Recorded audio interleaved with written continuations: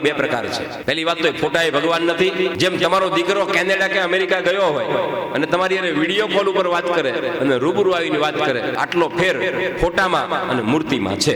Video call ઉપર દીકરો વાત કરે, તમે વાલી કરી શકો, તમારા દીકરાને પપ્પી કરી શકો, એને મોઢા પર હાથ ફેરવી શકો નહીં, એ કંઈ જ નથી.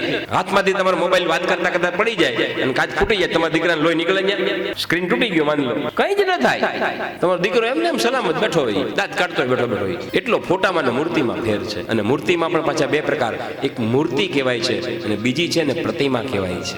મૂર્તિ એને કહેવાય છે જે નક્કોર હોય છે, અને પ્રતિમા એને કહેવાય છે જેમાં ખાલી આગળનો ભાગ હોય છે, પાછળ કઈ હોતું નથી. એ પ્રતિમા છે. પ્રતિમા નો એક અર્થ થાય છે પ્રતિબિંબ. જેમ અરીસાની સામે આપણે ઉભા રહીએ તો શું દેખાય? આપણે દેખાઈએ, પણ કાચની પાછળ કઈ હોય છે? એમાં પીઠ ન હોય. वो प्रतिबिंब है, प्रतिमा है.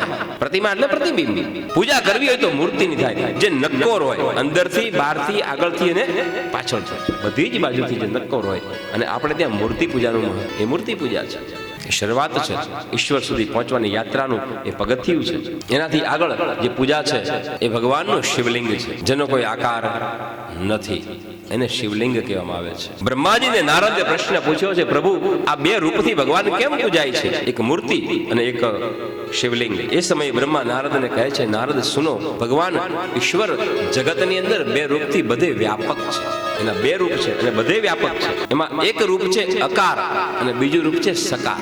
એક નેગેટિવ અને એક પોઝિટિવ. એક નિરંજન છે, એક નિરાકાર છે. ભગવાનની મૂર્તિ એ સાકાર રૂપ છે, શિવલિંગ એ નિરાકાર રૂપ છે. મૂર્તિ કઈ બોલતી નથી, મૂર્તિથી કલ્યાણ થતું પણ નથી.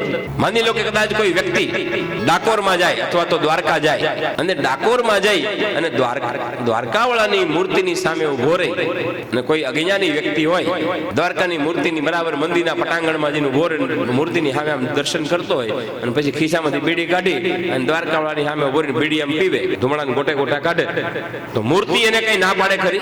મૂર્તિ એને અટકાવે ખરી કે ભાઈ બીડી બંધ કરે? એમ કે પણ એ મૂર્તિનો જે સેવક છે, જે પૂજારી છે, જો એ જોઈ જાય ને કે આ માણસ બીડી પીવે છે, તો એ સેવક જે પૂજારી છે ને એ જલ્દી દોડતો બહાર આવે અને ઓલાને હાથ પકડીને મંદિરની બહાર મૂકી આવે. આ થયું ભગવાનનું સાકાર રૂપ. મૂર્તિ ના આવી પણ મૂર્તિ કોઈની અંદર ઉતર્યું રૂપ ભગવાનનું, અને માણસનું રૂપ લઈ અને પેલાને જઈને કલ્યાણ કરે છે. બાપ, આ છે ભગવાનનું સાકાર રૂપ. એ વો ઈશ્વર રૂપ લેકે આતા હૈ.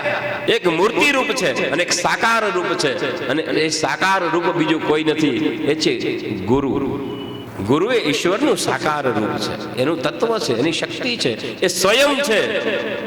મૂર્તિ પૂજા એ નિરાકાર છે, શિવલિંગ એ સાકાર છે, એ જ કલ્યાણ કરે છે. પોઝિટિવ તત્વ જે છે. ગુરુ માટે મંત્ર પણ ગાઈએ છીએ આપણે બધા. ગુરુ બ્રહ્મા ગુરુર વિષ્ણુ ગુરુર્દેવો મહેશ્વરા. ગુરુ કોણ છે? ગુરુ સાક્ષાત વિષ્ણુ છે. ગુરુ એ પોતે બ્રહ્મા છે. અરે ગુરુ પોતે જ મહેશ છે. આનું સાકાર રૂપ છે. नर रूप हरि न जाने किस रूप में तुझे नारायण मिल जाए, न जाने तुझे किस रूप में नारायण मिल जाए. एक निराकार रूप અને સાકાર રૂપ એક ગુરુ તત્વ છે. ગુરુ એ તત્વની વાત છે, ધ્યાન દેના.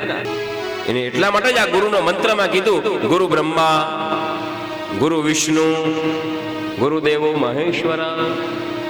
પછી જેણે મંત્ર લખ્યો એને એમ થયું કે આ ત્રણના નામ કેમ લખ્યા? ગુરુ બ્રહ્મા છે, ગુરુ વિષ્ણુ છે, ગુરુ મહેશ છે. આવું કેમ લખ્યું એને? કેમ કે સાકાર રૂપ છે.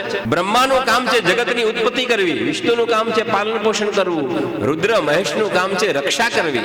આ ત્રણેયના કામ એક એક છે, પણ ગુરુ એક એવું તત્વ છે કે આ ત્રણેયના કામ એ એકલો ગુરુ આવીને કરી જાય છે. બાપ,